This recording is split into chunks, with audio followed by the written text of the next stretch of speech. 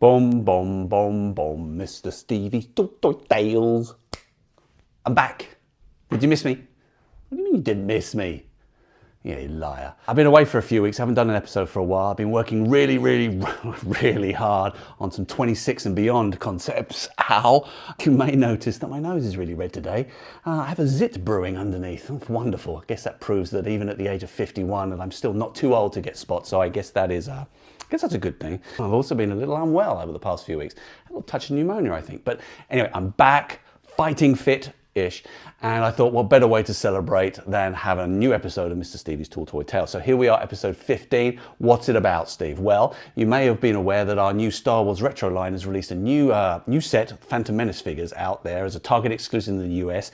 It's also been made available mainline outside of the US for any of the retailers that want to take it, so keep your eyes peeled. But I wanted to give you a little bit of context around that set, as well as unboxing it. Like, what is the retro line? Where did it come from and why is it here? So without further ado, let's get into it. All right.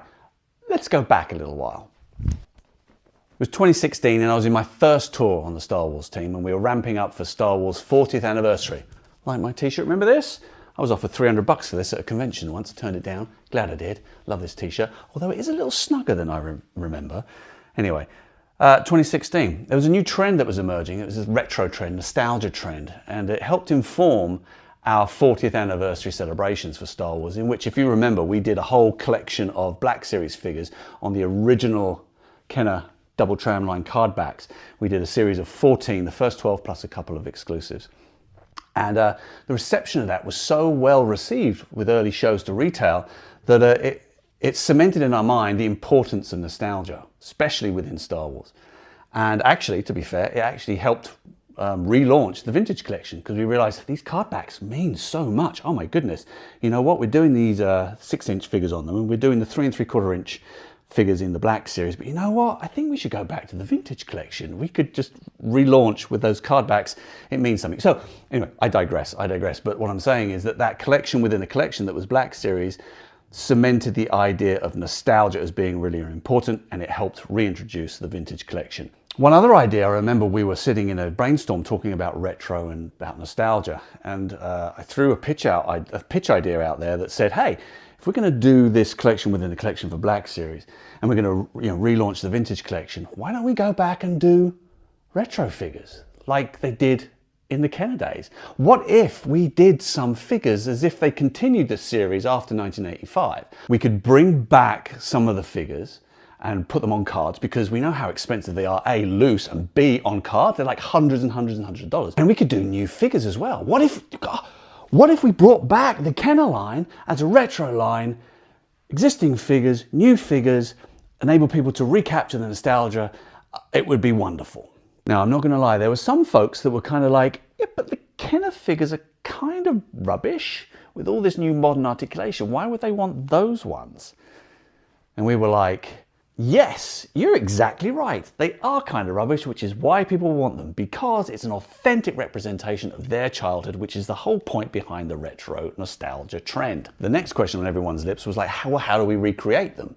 Are we going to sculpt them from scratch? Or like, no, let's 3D scan them. Why don't we do that? Okay, who do we know that's got a load of figures that are in really good condition that we can scan? So I introduced the team to my Star Wars collection, who were the original source material for the 3D scans for the first couple of waves of the retro collection. So if you've got Retro Series Wave 1 or 2 or some of the prototypes, you've got a little piece of my collection in your collection. Isn't that nice? Now, in the early days of the Retro series, it was mostly about reintroducing those classic figures, but we did get to introduce a new figure, which I was very excited about, brought Tarkin at last to the line through the Escape from Death Star game. And later on, we bought a never-been-seen-before variant of Luke in his Snowspeeder outfit. Now, I know there are a lot more figures that were never included in the original Kenner line that people want within the retro line. I've personally scratched that itch by making my own customs. I've got a Luke in Ceremony and I've got a Sand Trooper. And these types of figures are truly the heart of the retro collection concept. Not forgetting the importance also of reissuing and rediscovering those classic Kenner figures from our childhood. Now, don't get me wrong, I also enjoy the new entertainment in this classic Kenner aesthetic. There is nothing I love more than putting my retro figures with my TVC Razor Crest. I know, blasphemous, but I don't care. And we continue to build the Star Wars Retro Collection. We're up to 84 in-market figures at the moment. Free poster available for high-res download at mrstevie18.com. You're welcome. And it is the latest release of Star Wars Retro action figures that we are going to be looking at today. Imagine my delight when I rejoined the team a few months back and I walked into the back of our presentation room where all our product was lined up for 24 and 25, and I saw there in all its glory the Phantom Menace Retro line. The original dream was starting to come true. New figures from the classic George Lucas era in the Kenner style. Anyway, enough of me talking. Why don't we get into this box and take a look at it? No, no, no, no, no, no, no, no, no, no, no, no, no, no, do do do la la la la la la. One of the great things about getting these in a box set is that we can leave the chads in. They don't need to be hung up, which is great. We've improved the card stock. I've asked for that. Yes, pretty straight. Yeah, nice thickness. We added the retro sticker as well as the distressing around the card edge to help differentiate these cards from the original Kenner cards. But I know some people don't like the stickers, so yes, keep the stickers, or no, get rid of the stickers. Let me know your thoughts in the comments below. All right, so let's get into these. You know how I love to let them breathe. Obi-Wan. That lightsaber looks quite small. Let me just compare and contrast against Luke Skywalker. Check it's all, oh yeah, okay, all right. My eyes must be deceiving me. There is nothing I like more than this fresh snap of plastic moving. Well, there's young Obi-Wan. Let's grab the droid, battle droid, Roger. Clearly they're all called Roger. Now, 5-point articulation. But we've got a little bit of bend in the arms here for a little bit of posability. Nice snap in with the gun. Nice head turn, which is all important. Yeah, like him. It's cool. Now, Obi-Wan didn't come with a cloak, but we thought we would get in a cloak here for Qui-Gon Jinn. Nicely made, little hood up. Yeah, very nicely done, Hannah. Take that off. And we have all the traditional sculpting there with his green lightsaber. Something magic about green lightsabers. Head turns well actually, especially with the hair, which could be difficult. Obviously you can put Obi-Wan in the cloak, but it's a little bit big for him. They are different sizes after all, Master and Padawan. All right, let's check out Queen Amidala. Now, in a royal gown, could have been a shampoo bottle. It doesn't matter, it's Kenner, it's meant to look old-fashioned. The team did a great job on making sure that soft plastics are used, the head turns nicely, and of course we've got the legs that open up into that, I call it the Emperor Palpatine look, or the Anakin Skywalker look, where they kind of split the robes. I love that, it's kind of kooky, but brilliant. Moi, moi, it's Jar Jar Binks. It's so cool. I know there's a lot of hate for Jar Jar, but I think there's a renaissance and a resurgence in Jar Jar. I think everyone kind of loves him now. Nice durometer on the plastics, some nice hard areas and some nice soft areas. I particularly love the way the hands and the arms are posed. Very gangly, very Gungan. Love him.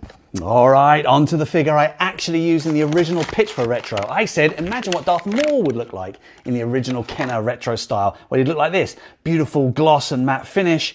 He would have the split pantaloons that were synonymous with Kenner. Good head turn, and of course that lightsaber, slightly fluorescent but ever so long. Love Darth Maul, love that we're doing this, really happy. And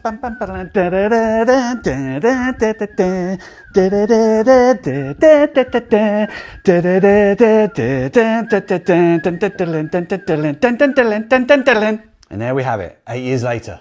I have my Phantom Menace Kenner action figures. I'm so excited. 1999, big year for Star Wars. Also a big year for me. It was my first year that I joined Hasbro. Oh, I feel so old, but so happy. I'm also over the moon that this set in particular is inspiring you. I'm starting to see toy pics out on IG. Got some great stuff here from Prequel Plastics. And remember, we pipelined episode 2 and episode 3 combo pack. I've seen those early shots and they look pretty cool. Thanks for joining me on episode 15. Thank you for supporting the Star Wars Retro line. Thank you for supporting the Vintage line. Thank you for supporting the Black Series line. I know that those three fan bases are very different, but hopefully this short video has shown you how they are interdependent of each other and they inform and inspire each other. And each of the fan bases is different and have different needs, and that's okay. You know, the retro line loves the nostalgic scale and the nostalgic aesthetic. The vintage fans love the heritage scale with a modern aesthetic, and the Black Series love a modern scale with a modern aesthetic, and you're all different, and that's okay. And you know, I know sometimes you don't get on, but again, it's all right, but you've got to realize something. You are all part of the whole. You are all chapters in the Star Wars story, each as important and as unique as each other with very different needs. You are the trinity of the Star Wars saga. And for that, I thank you as a whole. Thank you for supporting Star Wars. Thank you for supporting myself and the team and Hasbro and everything we do. And we are planning lots of exciting things in the upcoming years, which I can't tell you about. All I'll say is watch the skies. And of course, I'll see you next time. And until then, bugger off.